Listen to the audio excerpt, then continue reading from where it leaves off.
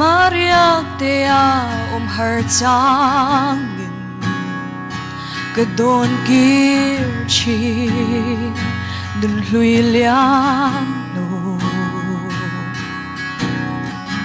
Nawang nuya zai kan vor lai te At sam reng chi Ching mit kha Kapal thay lâu lim lại đi tê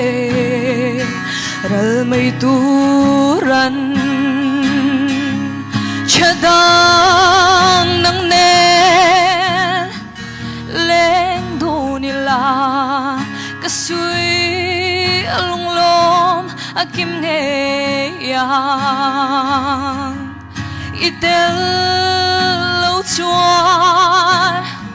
Gian một chi na har nghe ye lâu kia lệ ro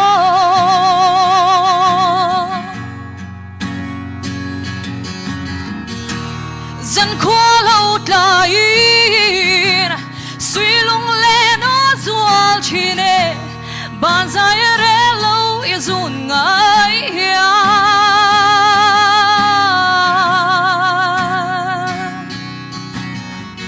ban dài re lâu ye zun ngai ya